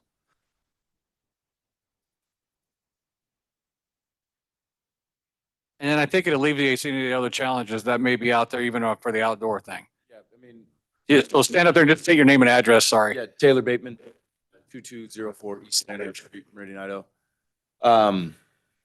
The goal for us, I mean, how the building's set up and how we kind of have it operate with the kids and running, like, we won't even have the parking back there. It's like there's going to be access back there, but everybody should be parking up front. If anything, we will have that to where we might even have like access to where it's like maybe some kids, and again, we're not operating late at night or anything like that, but to where maybe we could run or we could use that as storage space. But like, that's not going to be to where the majority of our parking is going to be. It's going to be on that south side and the east side there. So I'm just gonna say with that said, and I totally support I think this kind of a training center is very important. I'm very involved. I coach high school baseball and stuff. I get this, right? But we just gotta protect those neighbors that have been there forever. So I'm gonna just say that we need to put arborvitae or something across that backside that can grow up tall and grow in thick, that provide that break between that. Because even though you say that today, doesn't mean it's gonna not happen in the future. You know what I mean? Or let's say for some god awful reason you decide to sell and somebody else comes in that business, there's parking there for somebody else. that's gonna be there. So we need to do something that makes that wall. Conditions similar to, at the, with the building plans and landscape plans that are submitted, a green screen with evergreens shall be placed along the northern street to And create. that's fine. Yeah. Mayor Chadwick, Councilman Nielsen? I will just say on the idea of, I mean, you're presenting here tonight with parking, which tells one story. Then to say that's not going to be parking, that's going to be storage, that tells a different story. And there are strict rules in our commercial zone about exterior storage. And I would not plan on that as being part of this.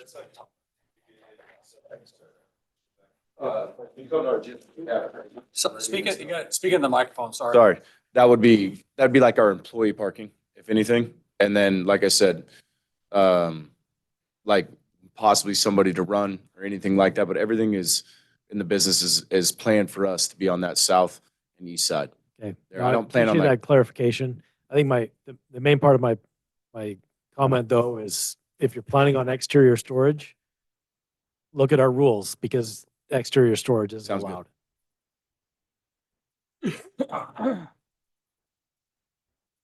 Any other questions of Chris while you have him up here? You have any more to say, Chris? Sorry, okay. Any other questions for Chris? No? Okay, Yeah, Mayor, Councilman Nielsen, sorry. you almost, You almost didn't get that. almost let you. I want to come back to the requested uses. For me, it is a bit of a hangup that we get a lot of pre-requested uses without any information really. When we, and just maybe a note for staff, like when we do see those kind of things come through, I think it makes sense in a planned unit development. I don't think it makes sense in an application like this to see a lot of that. So I guess what I'd like to understand, if you've got some upstairs planned, some other rooms and things like that, are there any of these uses that are requested that we approve tonight that you're anticipating to be used internally within this building as well? Or is this strictly a fitness facility? You're not going to try to put childcare or anything inside? I'll have Taylor come up to answer that. I don't, the only other use that they have had in their current building is a physical therapist. Yep. That would be allowed in your central business district. Yep. That, and it goes along with their business or what they're doing So for these kids. you'd be training on Sunday, not renting it out to a small church or something? Correct, at all. No. Yep. Yeah. Yeah. So I guess I'll just share what I'm thinking on this is, I mean, you've talked about a shooting range, you've talked about some drive up things. To me, those are specific uses that I think make sense here. I'd be open to those kind of things being part of what we do tonight. But some of these others, I guess the rest of the list, I'd suggest we toss out. Does that include live, work, and drive-through? I think is live work, does that have to be conditional or is that just part of the CBD? That's conditional. Yeah, I would include the live work. And the drive-through? I think that's what you said. Yeah, right? that's what I was saying, the drive-through. All right. Shooting range, live work, drive-through. I'm in support of those. South of the road, is that what you're saying? Yes, with that condition is yep. The other ones would remain conditional. Mr. I Mayor, mean, they're not permitted, it's just conditional. Again? Yeah, so I'm suggesting that the conditional uses that we allow, that we set to allowed uses tonight, They're permitted. permitted, thank you, would be the live work, be the shooting range, and it would be the drive up service window. And the fitness center. Fitness center, of course. Yep. And is that for just this northern portion or for all of it? Well, so to Councilman Hershey's point, we did discuss that the shooting range would be limited to that central portion, not out on the highway, not back where the fitness center is proposed, just that central portion. Well, I think you leave that open just to the south side of the road, Could we, because you could put it towards the highway if you needed to. Okay, well, maybe I If you go misunderstood this what way. people were asking for. I think he was just saying south of that.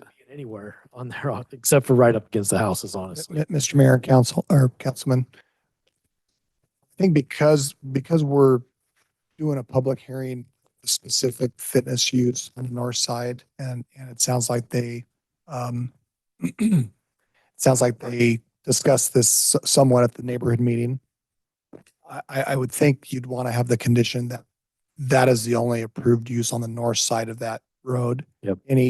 Any new use, say this falls apart, any new use would have to come back and meet and do the public hearing. I just think you need to include those neighbors as in that So process. you're saying that the fitness center is the only approved use north of the North of that. package road? Yes. Yep. I like that. Does that include, so there are permitted uses. So are the permitted uses still permitted? Yes. Just the conditional. Okay, all right. I think, is that okay? Yeah. Yeah, my intent here is just to talk about the Right. conditional Sure. uses that are being requested to be made permitted. Yeah, we're okay with that. All right. Any other questions? Before I send them down? Good. Good. All right. Thank you, Chris. It is 8:42. We're going to close the public hearing and go to council deliberations. Mayor Chadwick. Councilman Nielsen? So I find that this application is consistent with the vision and plan that the city has put together. Our comprehensive plan, I think the discussion here tonight concerning, our zoning ordinances, conditional uses, permitted uses, things like that, really gets to the heart of what the applicant's trying to do, as well as what we as a city have envisioned and are looking to or a corridor to develop that into. I like the conversion into the central business district zone. I presume that comes with the architectural overlay as well. That's the review that they have to do. Right. And so, and I like that it gets us closer to that light on Seneca Springs. I think that's a really important feature that our community needs to help with traffic over there. And so for those reasons, I am supportive of this. I'll hold off on making a motion so that we can, if there's any other discussion that wants to take place. Did you want to make some comments, Jennifer, before he makes the motion, or make them after the motion? Sure. So it is a little difficult without knowing what the future is of that package road. But I think, tonight, hearing from the Rock Bridge and, our discussion here tonight, hopefully, we can find a good answer. Yeah, I am also in support of the project. I think it'll be a good commercial area for, along State Street. Makes sense. So. And I'm just going to remind, if you make a motion on your conditions, that we make sure we put the price in for the light into that as well as part of the. Mayor Chadwick. Councilman Nielsen? I'm going to move that we approve with conditions as stated in the staff reports. And with the additional conditions to take precedent if they're in conflict with the staff report. First condition would be that the applicant provide for $3.46 per square foot of total building space as a pro rata share into the light that's to be built at Seneca Springs. That they provide landscape buffering for the neighbor to the west to keep automotive lights from shining onto that property, just to protect them a little bit. That we have a greenscape buffer along the north to protect residents again from light and sound. Arborvitaes, columnar maples, things like that stay green and provide that for all year long. The maples stay green all year, but you get the idea. Let's see. The conditional uses for live work for a fitness center, for a shooting range, and for a drive-up service window be permitted on these properties, that the only permitted use would be the fitness center north of the Backage Road. I think that's everything Well, that we. clarify that because the other permitted uses in that zone allow them to put stuff up there, right? I think we just need to say that if it's anything else that's conditional. Thank you, yes. The only conditional use that would be permitted north of the Backage Road. Is that satisfy that? Is that better? Yep. And then we did discuss a little bit about a bond with an expiration date that may be needed to complete that road. Do we need further discussion as part of the motion, Sean, or do you feel like that discussion is sufficient that we can include that as part of the conditional and make that part of the development agreement? If you're okay with what I suggested earlier with the providing the easement, phasing it to the last phase of his development, and then looking at it in the development agreement as needed. So could I jump in here? Mhm. If I could request that, nope, stay on that same slide, don't move. If you could make this asphalt go to this entrance, that would be a request I would have. It's probably going to be required for the fire district anyway, is my guess. Probably why I'm requesting it. It makes that so that it is a turnaround and it could possibly eliminate the hammerhead option or need. Does that make sense? Then you can turn a rig around down there. That does make sense, but I guess I'm questioning whether we should make that a condition or do you think that's something that Victor would just, I would like that a condition, whether okay? it covers Work with the fire Victor department. with us. Okay, I will make that a condition of approval as well. Sean, do you need anything? You got that fine? Yep, I got it. No, I don't know that this would be a condition, but I guess I would just request the applicant, you reach out to the HOA and see if there's a way to just construct it without eminent domain. They've got a legal opinion that says, no, that can't happen. I'd be interested what it would look like that if we just made it happen outside of a legal opinion. So I'm not saying to do something illegal, just do something and see what happens. Okay. Again, not a condition, just a recommendation. So that's my motion. All right, we have a motion, we have a second. Mayor Chadwick, Councilwoman? do you consider adding a couple of things with the uses? And the first one being the portable classroom is changed from permitted to conditional. And then He's only allowing 4 permitted uses. The rest of them will stay conditional. the other ones are all permitted, right? No. The Well- other ones that are already permitted in our code would be allowed. Yeah, I'm not. Oh, I see what you're saying. I got you. Change it from a permitted to conditional. Yeah, to conditional. Gotcha. So that portable, let's see, so the portable one is currently permitted. So it wouldn't have to come to us in order, for any sort of review. So I would suggest that we change that to conditional. And then the other one I had was the laboratory. Make that, it's currently permitted and change that to, I think not, Conditional. yeah, conditional or not allowed. I think I understand the portable classroom. Can you remind me of the concern with the laboratory? Well, it just doesn't seem like that would be a place for experiments, like science experiments or something. I mean, if we're wanting to do like retail services and things that people are going to be, like are going in there and spending their money, then that type of a business wouldn't fall into this area, I think. Yeah, Or conditional. I could amend the motion either way.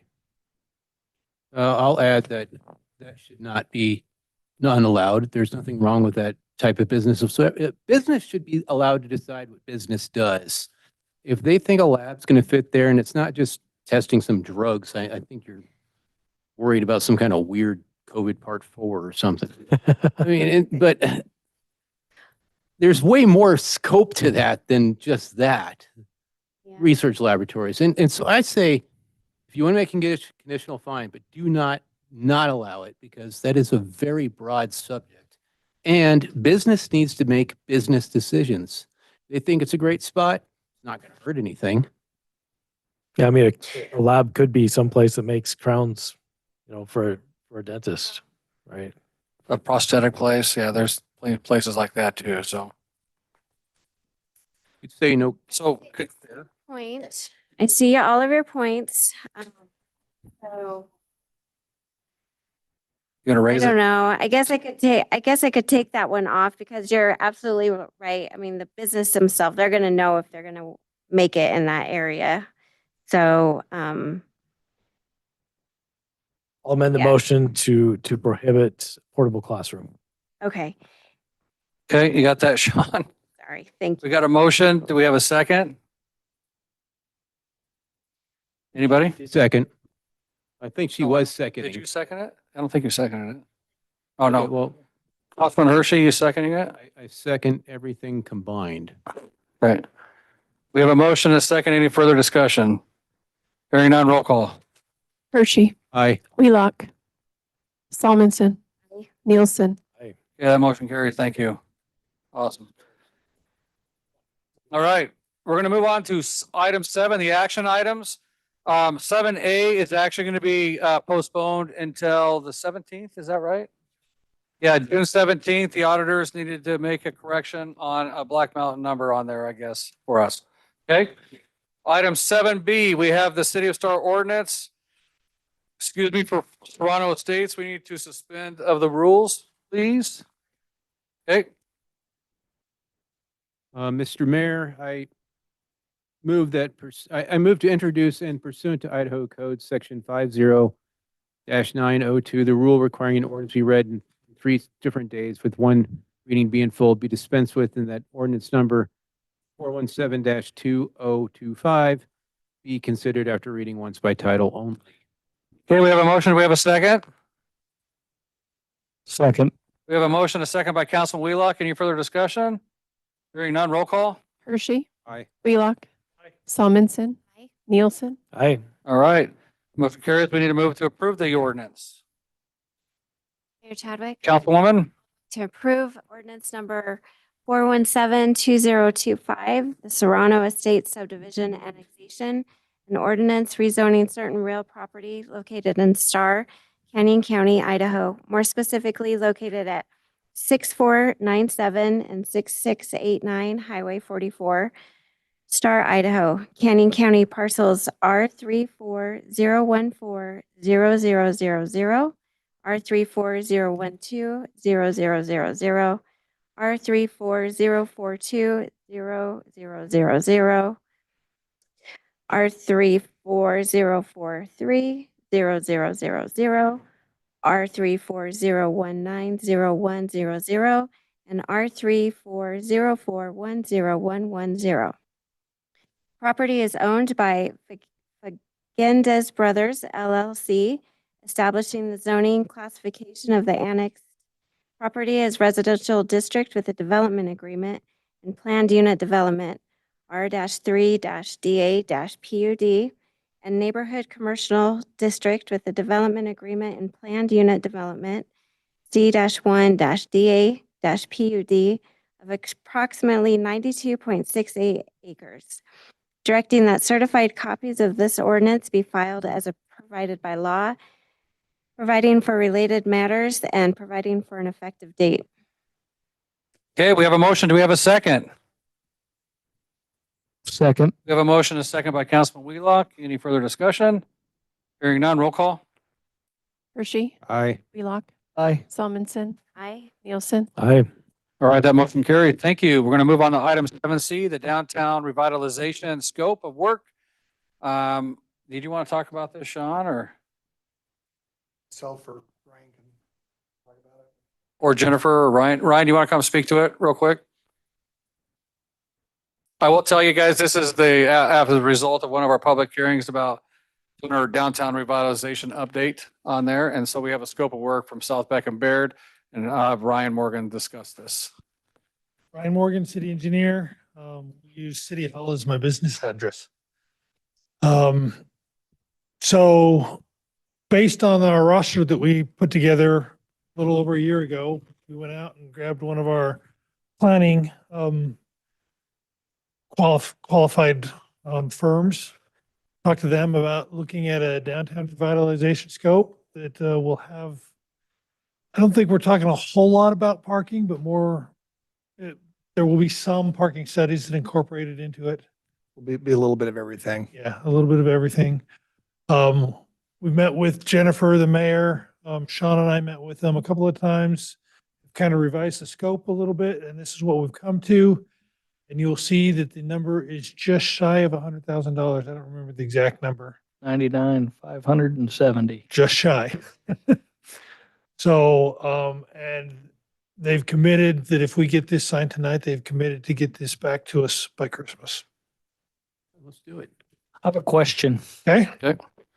Tell me what the market analysis comparison optional 11,600 gets done. I can, that. Thank you, Sean. So the market analysis comparison will take several communities in the state of Idaho. For example,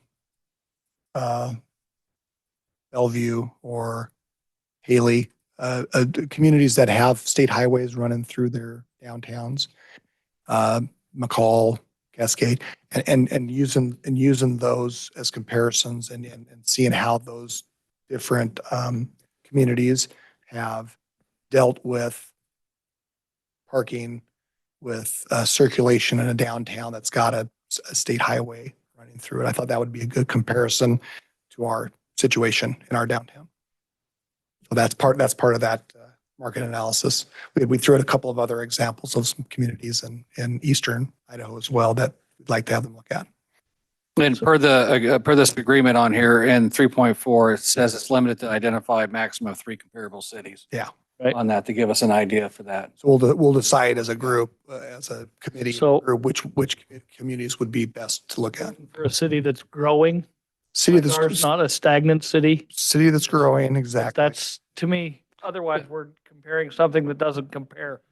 Well, no, but it is important because it's cities with state highways that run through them too, and how they develop that downtown. Yep. Not necessarily on a growing right now at the time that they were growing, how they developed that downtown. That's what that's looking at. Well, Mayor, sorry. Councilman? Councilman Wheelock's point though, cities with a state highway that have 24,000 trips, I think would be important data element in that study. I know at times McCall deals with that. In fact, McCall deals with almost 1 million people that flood in there during Winter Carnival, right?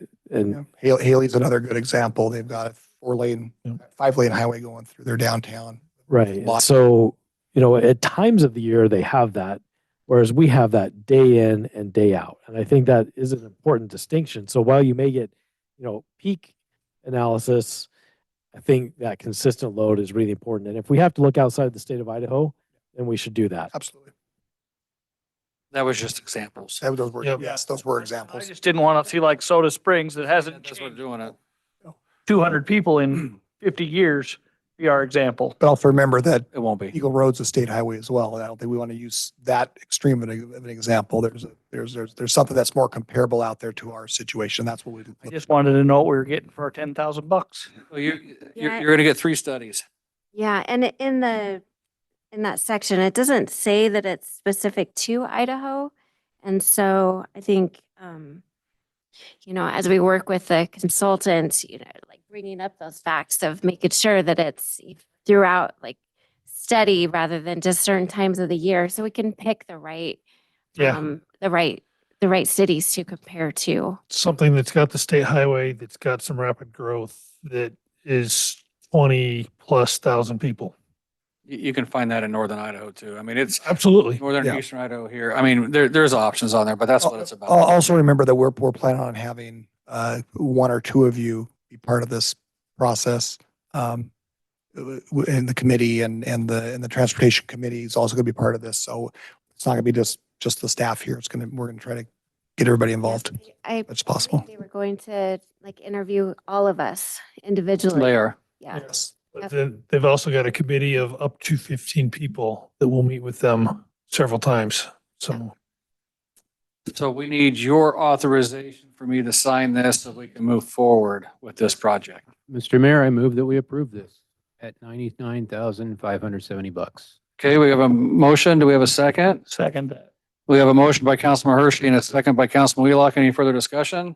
I've got one quick question. Are we including the market analysis? Yeah, it's part of the 99,570. Okay, just want to be clear. Yep.